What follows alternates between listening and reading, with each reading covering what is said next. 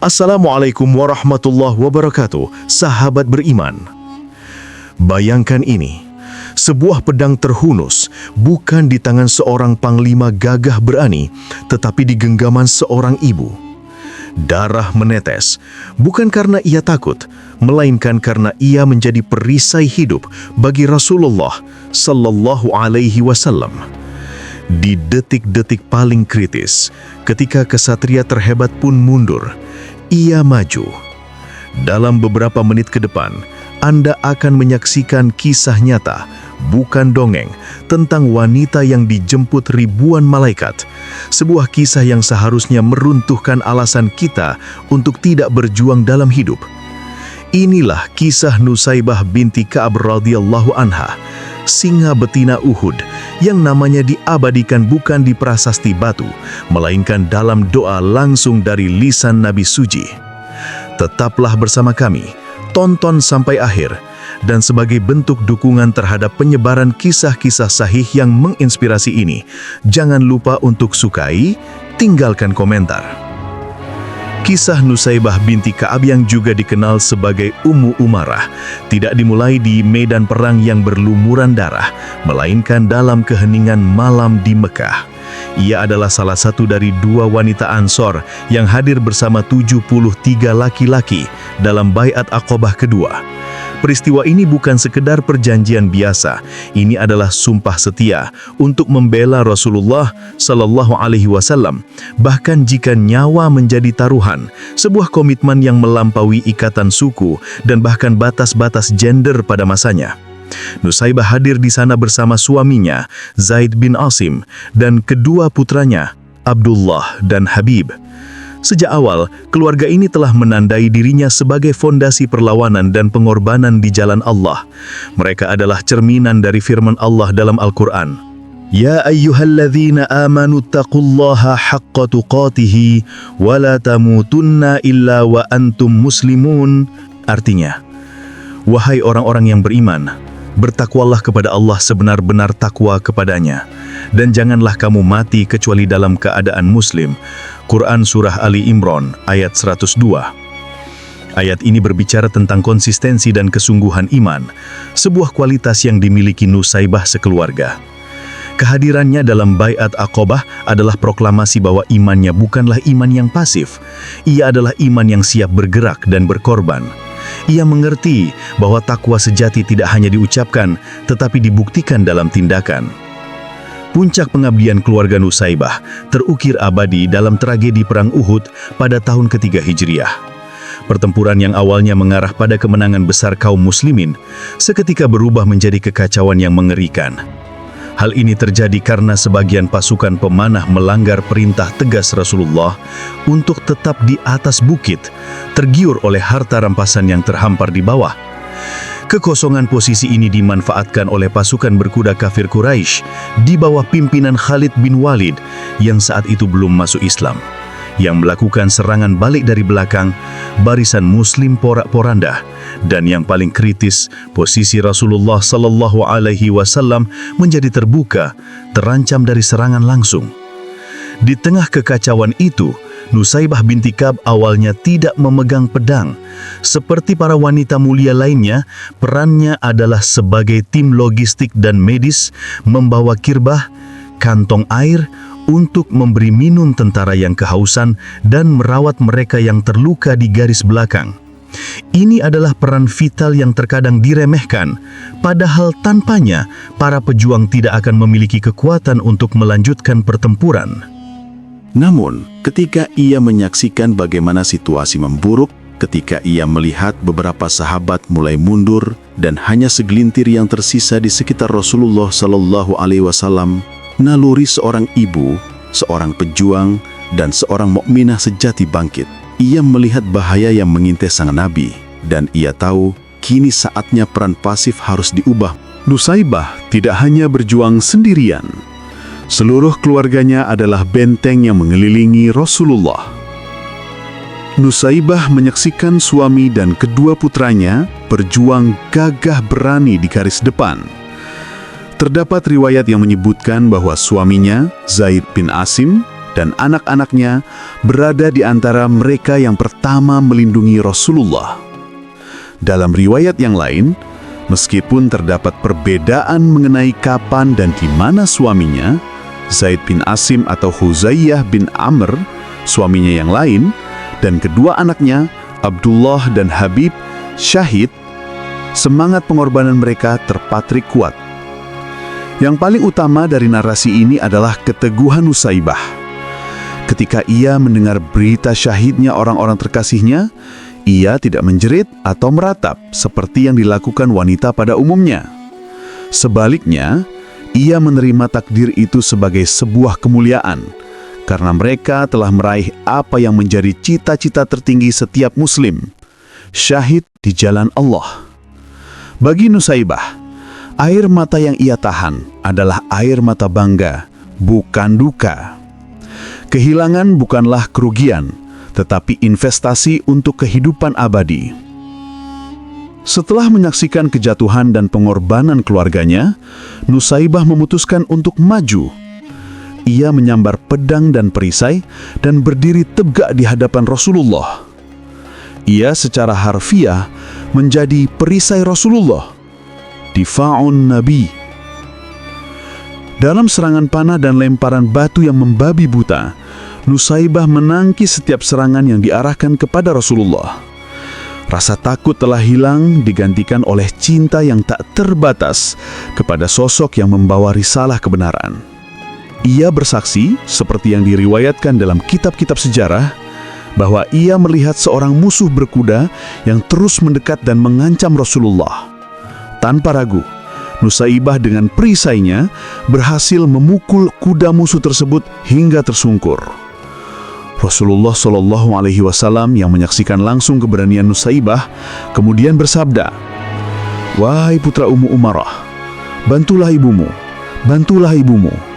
Kemudian, bersama putranya, mereka menghabisi musuh tersebut.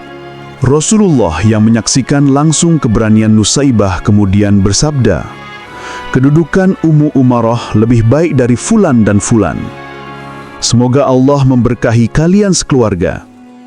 Doa ini yang keluar langsung dari lisan Nabi adalah hadiah yang jauh lebih berharga daripada seluruh harta dunia. Nusaibah dengan hati yang lapang segera membalas doa Nabi dengan permohonan yang menunjukkan betapa tingginya visi akhiratnya. "Ya Rasulullah, berdoalah kepada Allah agar kami menjadi sahabat Anda di surga." Mendengar permintaan tulus itu, Rasulullah pun berdoa, "Ya Allah, jadikanlah mereka teman-temanku di surga."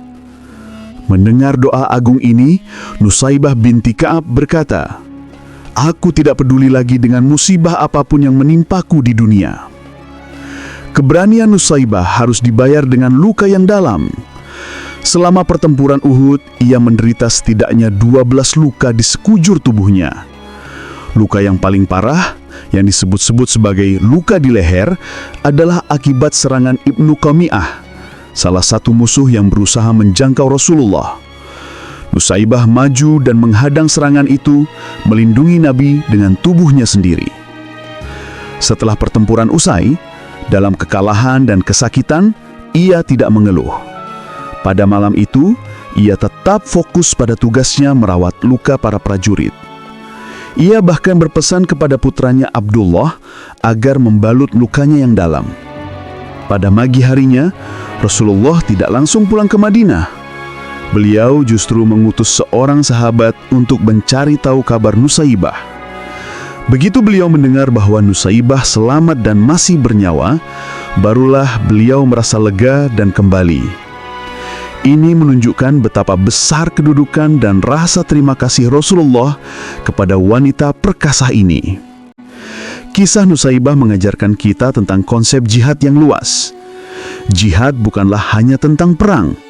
Ia adalah perjuangan total dan pengabdian penuh.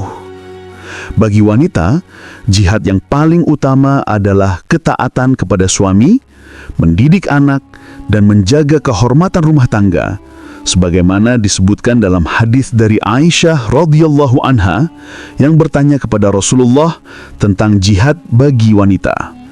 Beliau menjawab, "Iya, jihad yang tidak ada peperangan di dalamnya, yaitu haji dan umrah." Hadis riwayat Ahmad dan Ibnu Majah. Namun, Nusaibah menunjukkan bahwa dalam keadaan darurat, ketika kehormatan agama dan keselamatan Rasulullah terancam, wanita pun dapat dan harus mengambil peran aktif melampaui tugas harian mereka, bahkan hingga berkorban darah dan nyawa. Inilah yang diabadikan oleh ulama dalam menafsirkan kesungguhan perjuangan dan pengorbanan di jalan Allah. Sebagaimana firman-Nya, artinya, "Dan berjihadlah kamu di jalan Allah dengan jihad yang sebenar-benarnya. Dia telah memilih kamu." Quran Surat Al-Hajj ayat 78.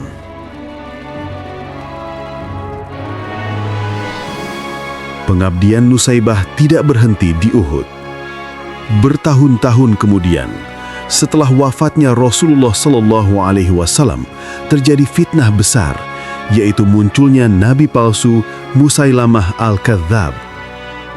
Pada masa kekhalifahan Abu Bakar As-Siddiq radhiyallahu anhu, Nusaibah kembali maju.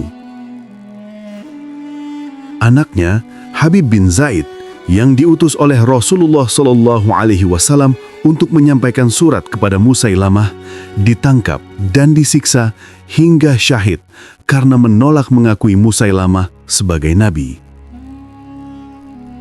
Hati ibu mana yang tidak hancur? Namun bagi Nusaibah, ini adalah api yang membakar semangatnya.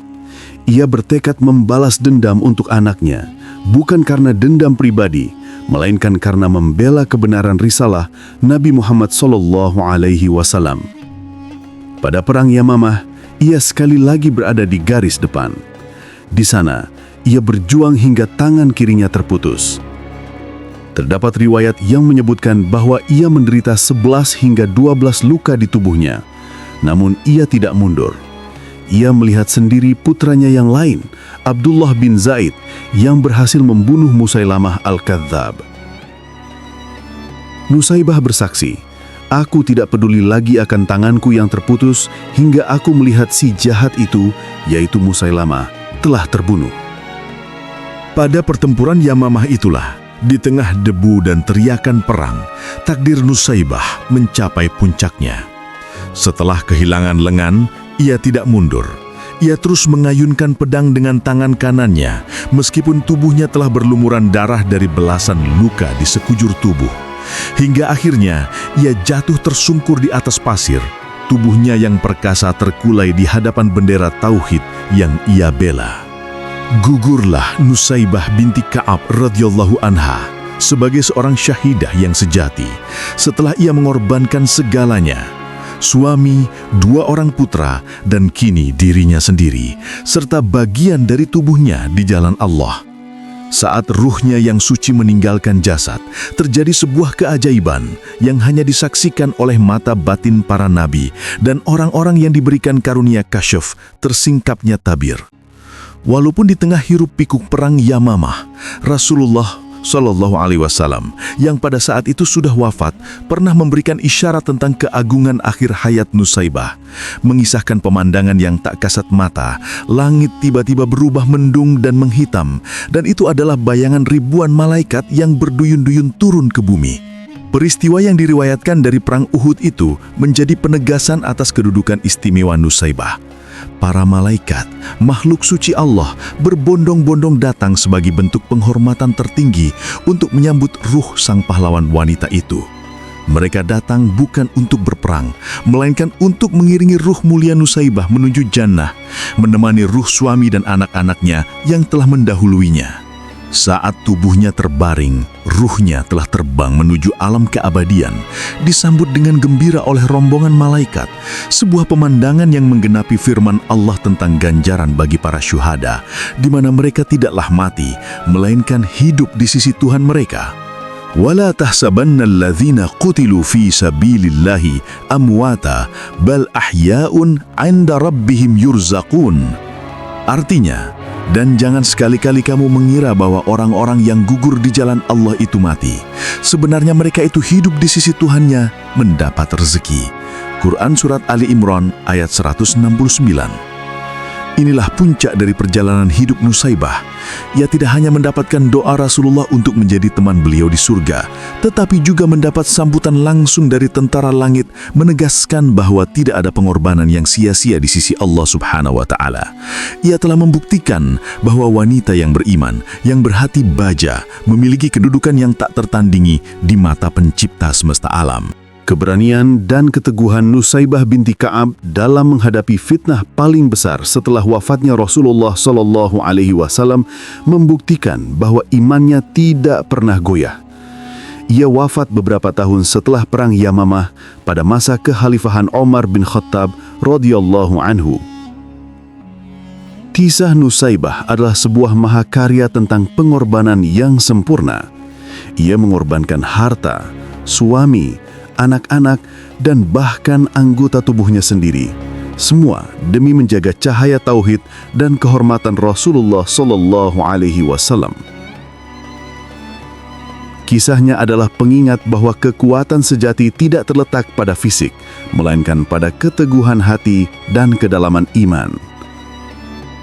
Umar bin Khattab radhiyallahu anhu pernah berkata, ketika ia melihat Nusaibah, tidak ada yang lebih mulia dari Ummu Umarah.